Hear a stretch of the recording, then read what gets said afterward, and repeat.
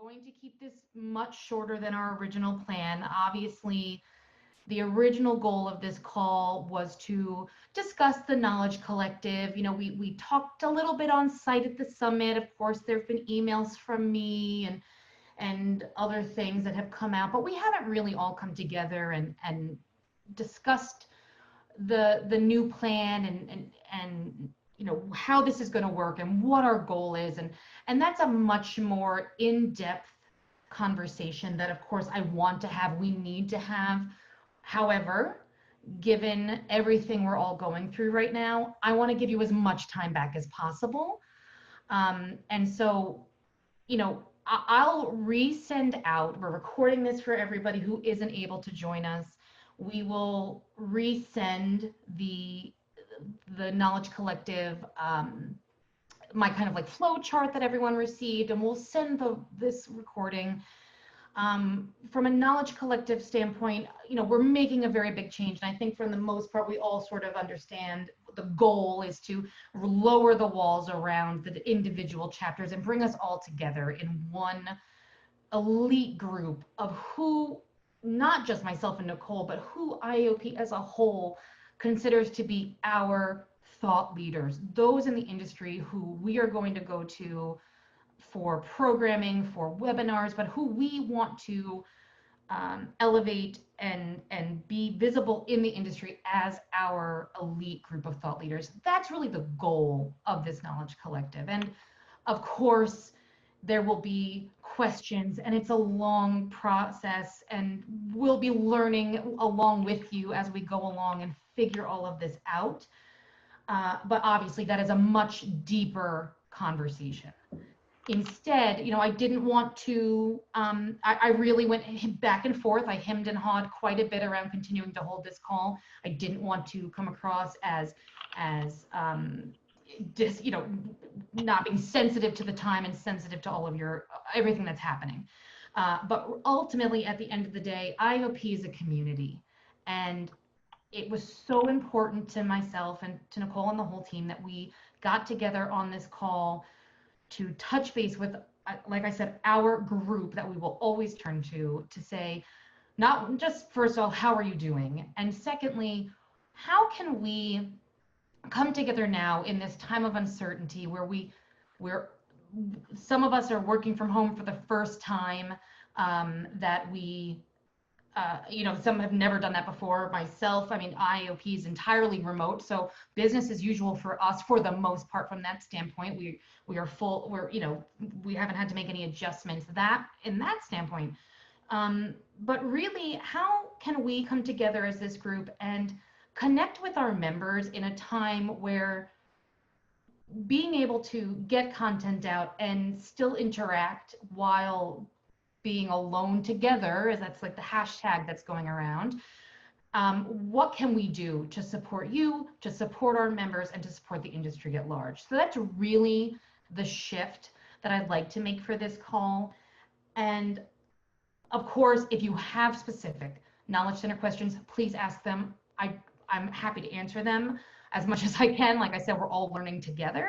But I did want to be sensitive and aware of the time that we had set aside for this. So I think what I'd like to do first, and we'll keep it relatively short, is open it to questions specifically around the Knowledge Collective as it stands at the moment, and then kind of move on to my second part of this call, and I'd like to get us off by 3:30.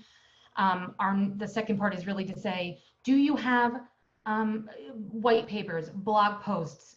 Can we get you set up with Sandy to do interviews? Can you and I get on the phone and do an interview about something that we can put it through as podcasts or webcasts or anything like that, so we can remain connected during this time? So that's kind of my overarching spiel, if you will, around what I'd like to accomplish.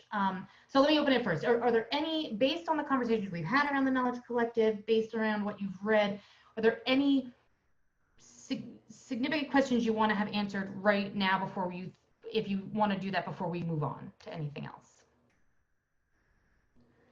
Amanda, this is Steve Sheehan. First of all, thank you. appreciate you retooling the call in light of the circumstances, because we are all coping with what's going on with our clients and within our own organizations as well. But I think it is important because the association provides valuable, connective tissue for people in our industry, and it does link us, and all of those kinds of things are really helpful to everybody now. So I think moving forward with the thought leadership of providing content and just ensuring that the content is relevant to the present circumstance, I think is probably helpful. My process question for you, I wasn't sure where you guys stood in terms of your pipeline for material, because I know that when we first discussed this, you were talking about trying to launch monthly webinars. Yes.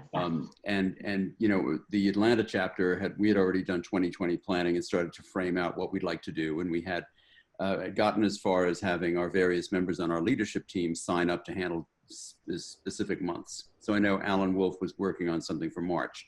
Don't know where that stands, right? Because we kind of suspended that pending learning more about what you're doing. But so how are you fixed for content would be my first question. And then maybe something just so that we understand, what's your process for vetting that? How are you collecting it? How are you selecting what your program is on a monthly basis? How can we best support you and contribute to that on an ongoing basis so that we have what we at least found in Atlanta to be important, which was the regularity of making sure that we had something that was timely and helpful on a monthly basis for our members? Absolutely. Great, excellent question. So to your point exactly, that being consistent with the content we're delivering was something that we were seeing we were sort of lacking. We would have some months where it was quite heavy, where there were a lot of chapters that were doing webinars. So we'd have 3 live webinars a month, and then we'd go for several months where there would be 1, maybe none. It just sort of depended on where everyone was in their cycle of development of the webinars. And that was really a huge opportunity for us to say, we need to be more consistent. We have to make sure we're getting out content regularly. And out of that is developed the Webinar Wednesday, which we launched at the beginning of the year. That's not true, it was earlier last year. It's been a while now. We've been doing Webinar Wednesdays so that every Wednesday we were sending out recorded content, whether it was a webinar that had just happened or somewhere deeper in our box of content. And we were trying to make that, because that was really born out of Nicole's brain. And then we said, we want to make sure that how can we be seen as that every Wednesday we are consistent. You will see something from us every Wednesday, and we can start to build that habit. And that's where that's where this kind of started.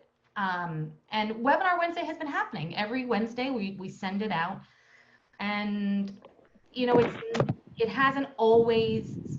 It's not getting the sort of traction I really thought it would. I thought after a few months of being consistent and marketing it and whatnot, we would see this consistently. People would be logging on consistently. Hi, excuse me, this is Wendy. Sorry to interrupt, but one of the reasons I think that it's not picking up is, like, I don't know how you're advertising it, but I didn't even know this existed. And I'm like, I'm on your LinkedIn, I theoretically get your emails, but if you're sending emails out, they're definitely going to spam. What I would ask is everyone, it was great, thanks Wendy, fine to jump in, no problem. Yes, I would make sure we're checking spam. We're working internally all of the time to figure out, are we having a problem with delivery of emails? What can we do about it? We've gone back, even before this social isolation, we've taken step backs to making phone calls and doing things differently, really going back to a little bit of an analog base, because we have seen that, to your point. And I know personally, some of my emails end up in spam, just personal emails. So yes, that is a challenge, and it's something that we are working on. This typically is promoted both through social media, through LinkedIn, Facebook, Twitter, as well as our chapter calendar and our overall IAOP calendar. One of the things that works on LinkedIn is to like put a bunch of people's names in there, so then they will see it. So like if you put like me and Heidi and like some of your other more vocal people, then we might see it and then we might share it. But like for instance, what email address is it coming from? Because like I didn't get your email today, the one that you said you sent. And I didn't get an email. Like, I don't know. I don't know. Like, tell me what email address it's coming from because, and I can check, but I don't really see it. Sure, happy to do that. I'll get with you offline. I'll include the email addresses in the email that I send everyone as a wrap up. So you can see what emails these would be coming from. So you can make sure you green light them if that's something you need to do. Absolutely, we can 100% do that. As for my personal emails, that's something that we're working on internally as to why, especially around the summit, it's not a great time for people not to get my personal emails. So we are working on all of that. And to your point around copying people, that's an excellent idea. What you may have noticed, and I hope everyone on this call has noticed over the last several weeks, is an influx of content from IAOP and pushing it through LinkedIn. We have a new plan, a new process for how we're sharing our content online and making sure that it's not just coming from the IAOP group on LinkedIn, it's coming individually. So I'm reposting things multiple times a day. We have a staggered approach. So hopefully you're all seeing an increased influx from IAOP and from those of us who you're connected with. If I'm not connected with you, I will personally go through and make sure I'm connected with everyone in this group so that we can make sure we're connected that way. So mainly through social media now, because again, email has been challenging to say the least, and we're seeing that across the board, not just us. So yes, all great points. Especially if Webinar Wednesday is not gaining if you're not seeing it, that is a red flag for me for sure. So all great notes. So what we're going to do with this, and so kind of getting back to Stephen's question about content from Atlanta and how we're doing this.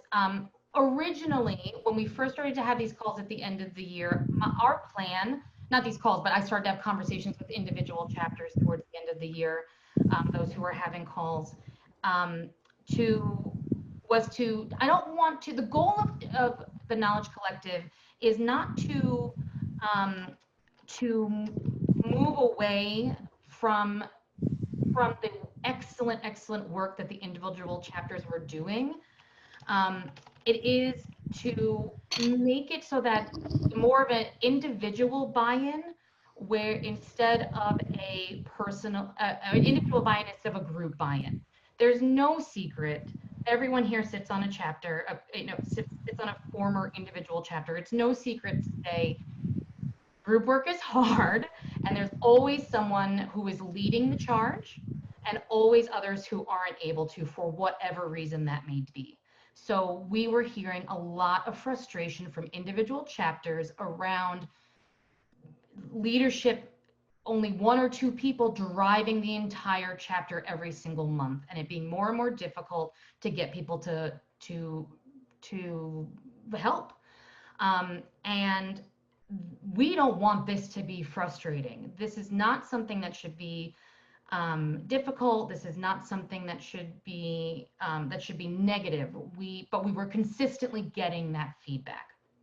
So out of that, we took all of that feedback we were receiving and we spoke with our board to how, conversations like, how are people digesting their content these days?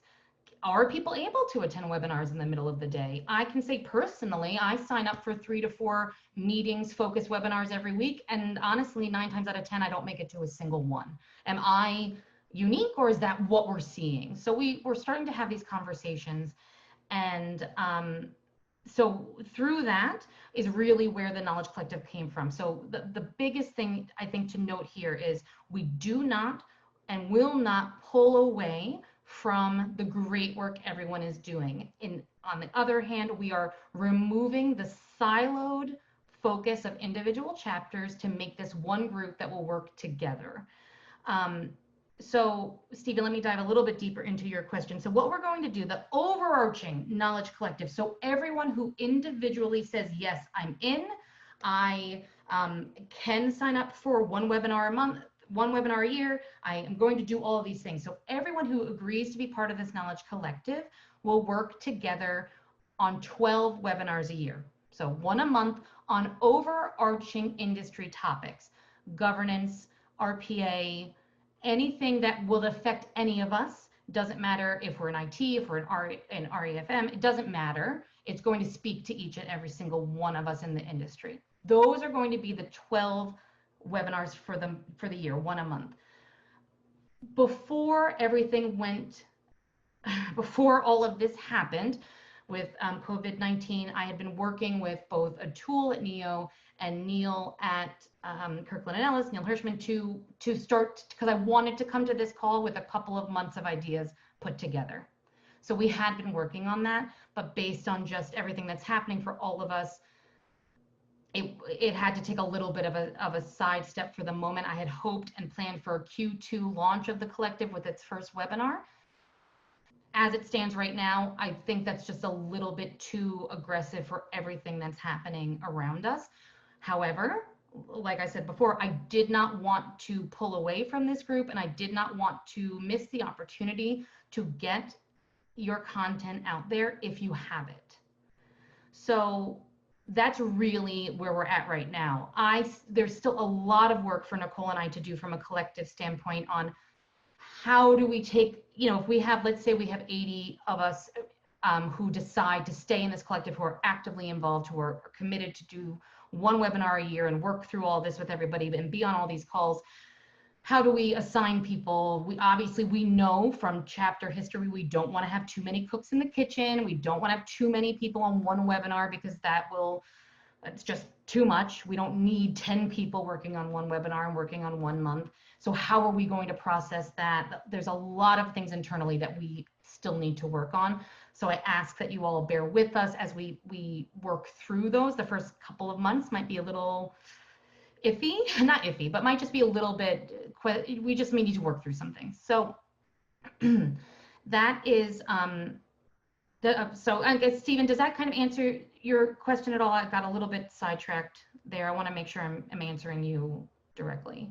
No, it's helpful, and I think you're reflecting what I would not be surprised we're all in the middle of, in that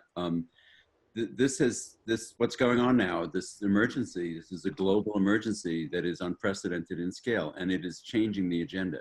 So Yeah. whatever we were working on in February, we're working on something different now. Absolutely. The answer you would have given us a month ago, is changed now, and we're dealing with that ourselves. The topics I would propose to you are different from the ones I would have given you 3 weeks ago. 100%. And I think that's what we're going to continue to see for several months, if not longer, the way everything is changing. Yep. But what I don't want to change is our connection to each other in this group, because I value every single one of you, not just as partners and members of IAOP, but as those I've worked with for a long time, and those who I look to and we all look to help deliver the content, because you are the practitioners.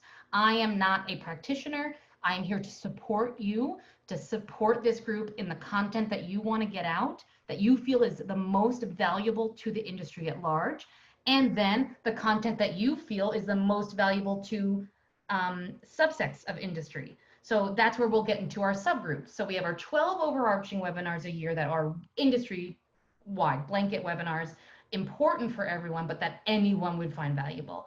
Then below that, or secondary to that, will be our subgroups. And that will be the WELD chapter, for example. If we use Women Empowerment, Leadership, Diversity as an example, or we could use sales and marketing as an example. These are people who are chapters who work together, who are passionate in those industries and those pieces of the pie, and we'll do additional webinars around those. So those will be above and beyond the 12 webinars we're doing a year. And those will be ones that you'll come to me and we'll work together with Nicole and the whole team and say, all right, we as WELD absolutely want to do a webinar on unconscious bias. We're going to do a follow-up webinar on unconscious bias. Who here in the collective is into that? Because you may find people, the goal of this is to have you all be so much more connected than you ever were before, and be able to make lines where we wouldn't. One of my favorite examples is if we take Sherry Jost and Kyle Andrews sitting on 2 different chapters, really no bleed over in what they do. got into a conversation in the 2019 summit during our chapter meeting around how to be a good customer and wanting to partner together on a webinar. That's two chapters that had never worked together before. They bridged that gap, and together they did the How to Be a Good Customer webinar, which was one of our highest rated webinars, and then became a session at OWS. Those sort of connections wouldn't have organically happened in the old chapter structure because everyone was so siloed. So if we're all together and we know what we're all working on, we may find those who are really interested in digital, but never would have been involved in the digital chapter as a standalone, just because maybe that's not in their title or not in their company description, whereas this might be something they're really interested in and passionate about. So the goal is to take all of that and be able to deliver more content through this group of people who are going to be working together when you may not have previously. Does that make sense to everybody? What we're working towards, what our end goal is? Quick question. Does that mean you're not going to have in-person local chapter meetings anymore? Another great question. So yes, the short answer is correct. We won't have them anymore, but that's a very short answer. We were finding with the in-person chapters, the attendance was decreasing across the board, no matter how long of a runway we had to market it, where we were holding it, what the content was. You know what? I don't care why. It doesn't matter. I just wanted to know, is it not happening? It's not happening. Great. Let's move on. I don't need lots of explanations. I don't mean to be a jerk, but like, I just don't care. Okay, I understand that, Wendy, but maybe, some who were on regional chapters in the past may want to know why. So that's why I'm sharing. I have no idea how many people are on the phone. It looks like there's only the three of us, but I can't tell because you didn't open up. Yeah, we actually have quite a few people on the call. So, okay. But it's, Sorry. That's fine. So we will be, pardon me, I got a little flustered. Okay, so we will be removing the physical in-person chapter meetings, as some already have. For example, Atlanta, Stephen, you're a great example of a chapter that was in person that moved to digital and saw repeat growing attendance pretty consistently. What we will be doing, and this is the third level of the Knowledge Collective, which was on the big flow chart I sent out a few months ago, but I will send out this after the end of this call, is regional meetups. Ultimately, our goal will be have quarterly regional meetups that are more casual, more informal, a way for people who live in specific areas to meet with like-minded individuals. That is absolutely on our plan. That absolutely is coming. Obviously, given everything that's happening, that's moved quite a ways down. But that is something we will be doing. So yes, so there's your short and long answer to in-person chapter meetings. Anybody else? Any other questions around that? Thanks, Amanda. Oh, sorry. Go ahead, Mary. Yeah, this is Mary. I have I guess more of a general question and some comments, and it's similar to what I had responded to you earlier, Amanda, on. I'm sitting on the website right now, and my biggest challenge is knowing what is on the website and where to find it. I have so little time and so little patience to find something that I think might be there, but I don't know where to look. And I'm hoping, right now I see something called a knowledge center, and there's also something called a knowledge collective. And it would be great if there's an opportunity to do some sort of a search so that people can see what the type of resources there might be out there. So whether it's a webinar that's already recorded, whether it's an article, whether it's an upcoming meetup, it's kind of like, how do you find what's going on without having to do all sorts of searching that might just leave people, a little bit frustrated, and they sort of drop, and then they don't participate as much as you might like. It's so interesting. I don't mean to, I laugh out of how ironic that question is. And when your email came in earlier, I kind of giggled over it also, because I had a conversation yesterday with our team around our Pulse Central, our knowledge center, um, which has shifted to Pulse Central because I also was looking for something and was struggling to find it. And so we had a conversation internally about what we can do and how we can make this a little bit more user friendly, quite frankly. So perfect timing for your question, because we literally talked about that yesterday. So we are working on that. We've got some new things in place. We're testing out some things to make this easier. From a knowledge collective standpoint, we are redoing the website. If you probably saw, anyone on this call, if you've had a chance to check it, which I don't expect you had, but if you did, the Knowledge Collective, we've shifted that, redoing the chapter page that was the old chapter page to now a collective page. And right there, I'm including right away the last 3 webinars as a kind of see what we have happening. The page I'm still working on it, so again, bear with me, but you'll see more and more of that content being readily available right on that page.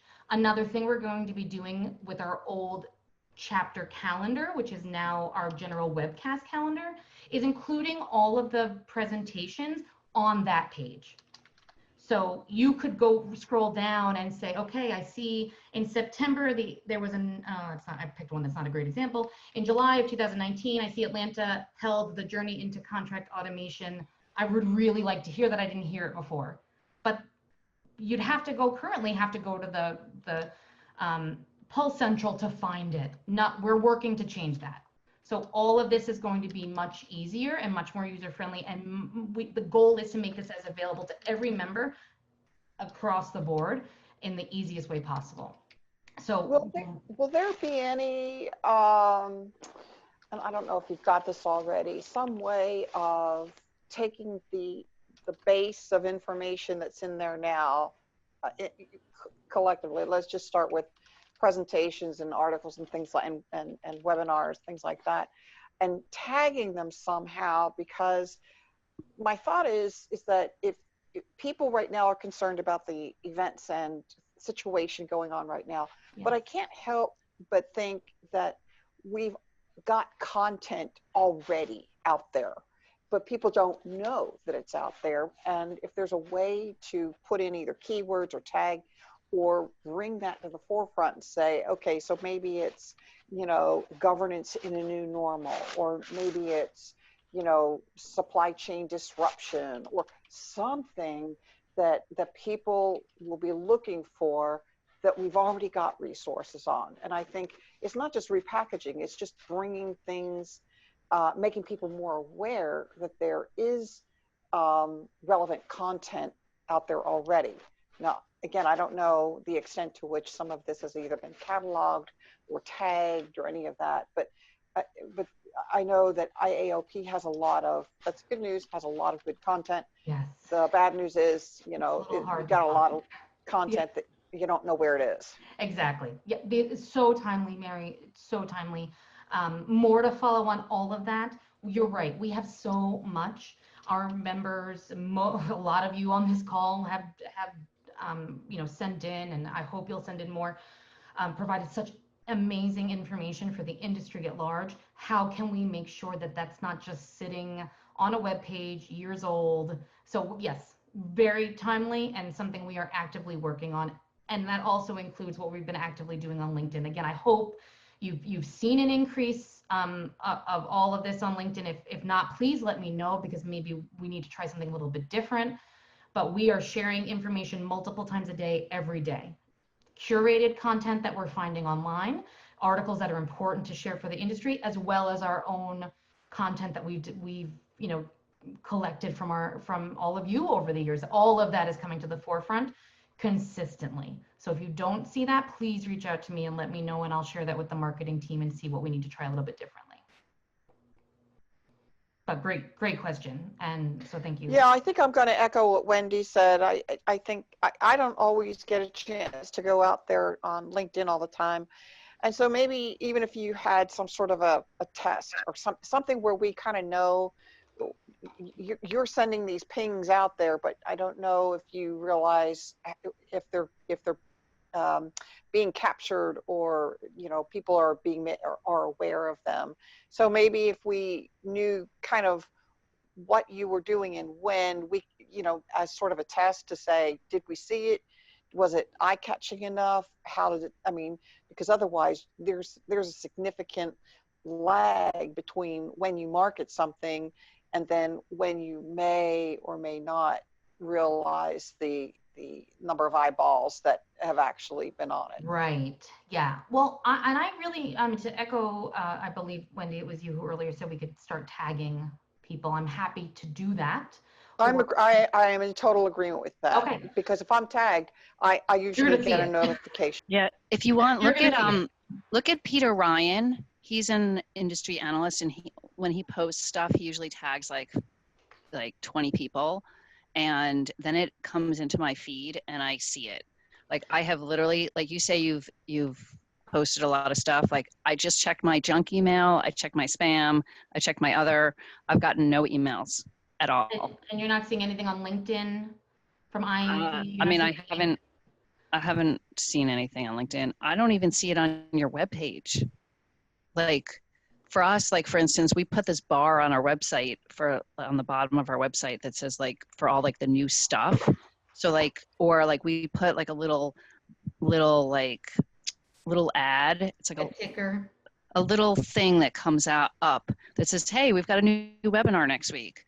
Like, even that, like, I don't, like, how would I even know that you were having a webinar? Like, if I click on events, there's nothing, like you just said, you're working on your webcast calendar. Like, is a webcast a webinar? Like, like, it just, even the language is really odd. Well, it's funny that you say that. So we did actually just change that from webinars to webcasts. And here's the reason, whether or not, but the reason why is because I'm also going to be sharing podcasts from the summit, podcasts from other events. I wanted to change the wording enough to be more inclusive of what we were sharing versus just webinars, because we are working every week to send out a new podcast that we've created from the content of the summit.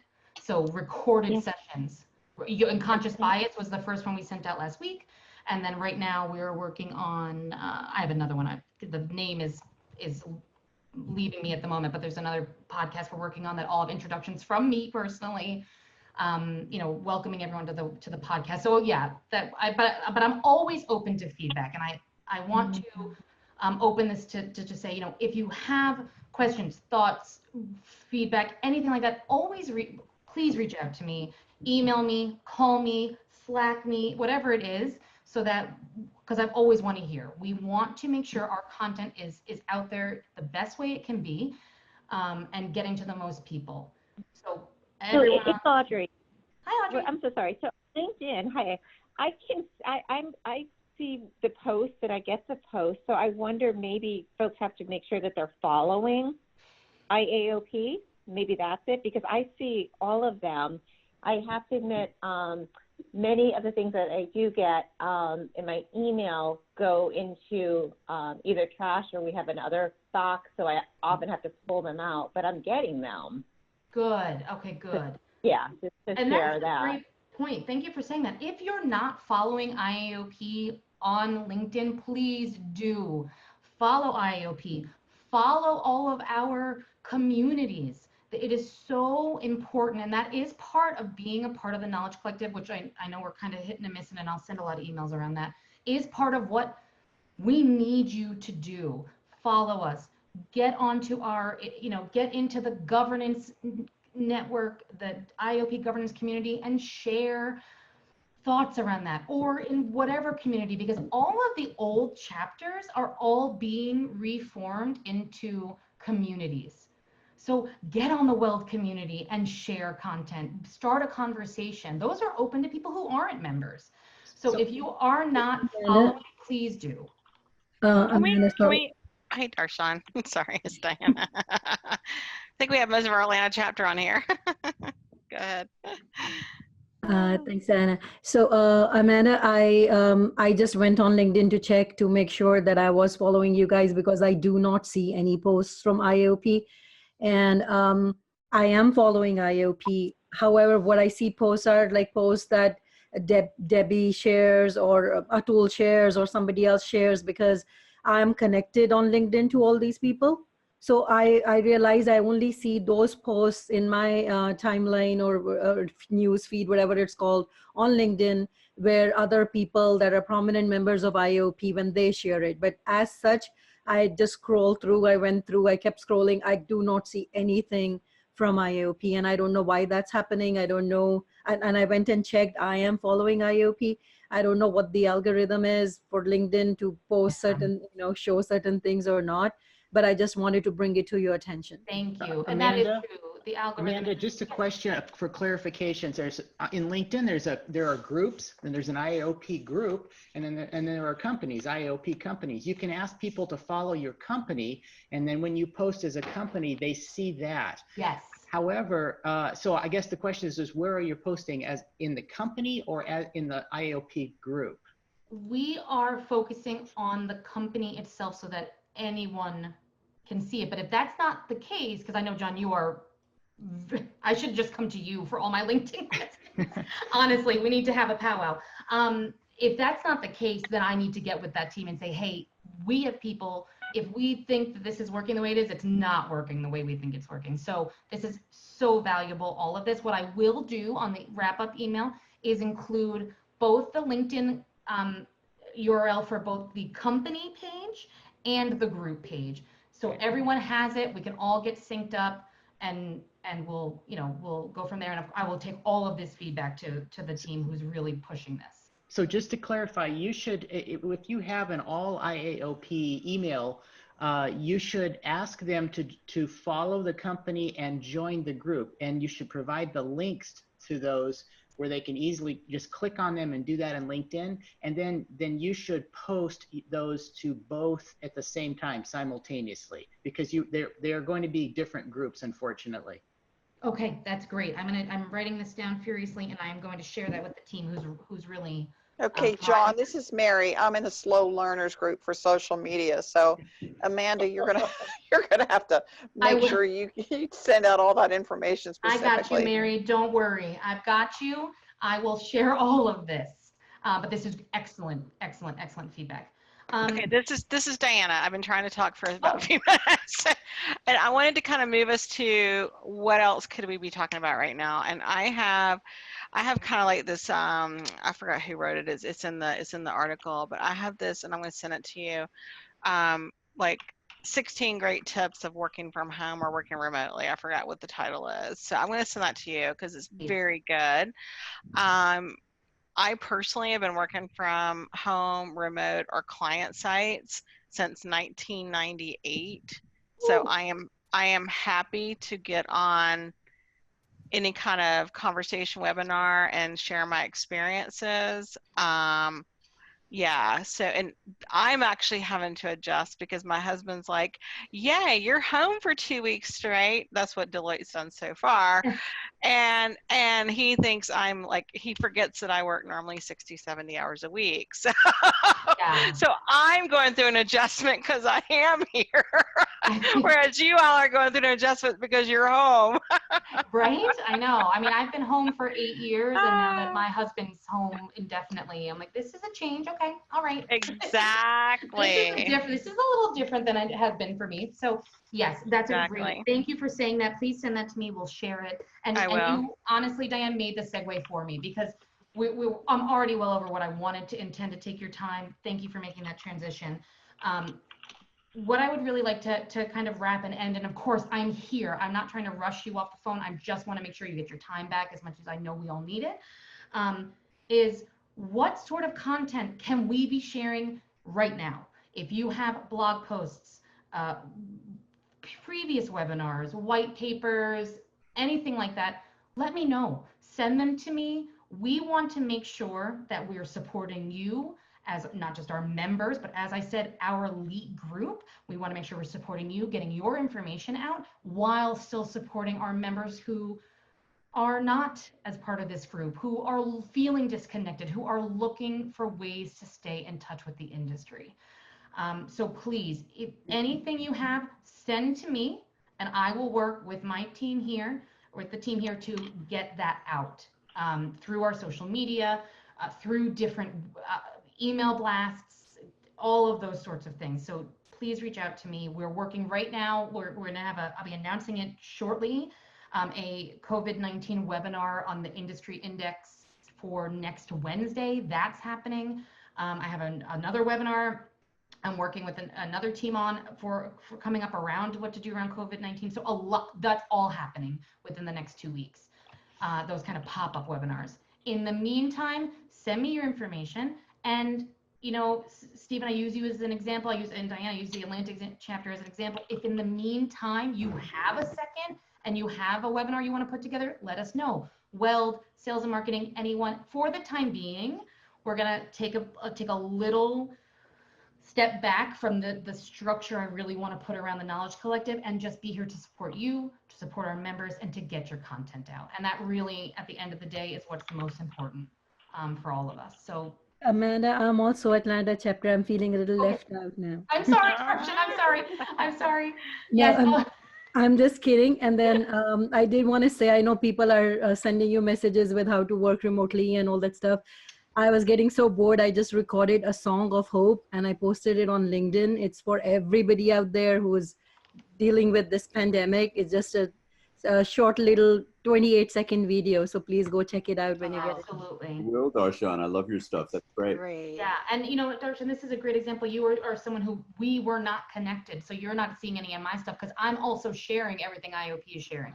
So I will be over the next. It'll take a couple, probably take a couple days, but going through and make sure I'm connected with every single person on this team, all 100 strong of us that were part of chapters previously, and so that we're all connected together, and I can share and help support you however I can.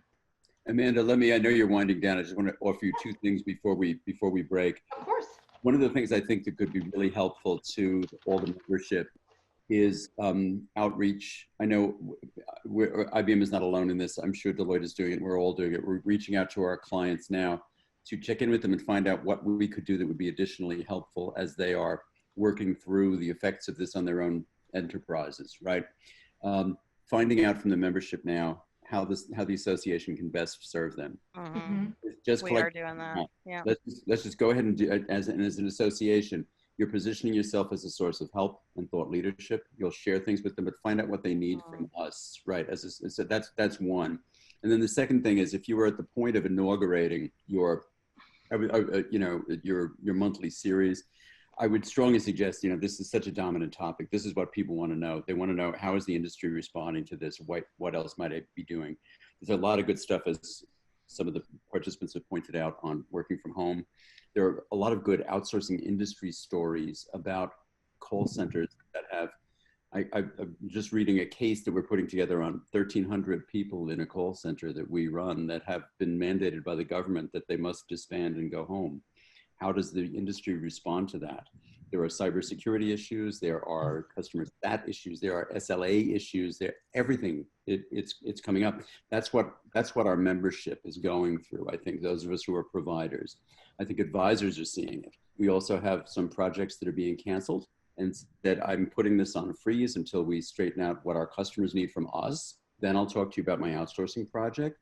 And then we have other things that are being artificially accelerated to the point where there are project schedules that are flat out ridiculous, of doing things in 2 weeks that we used to take 6 to do.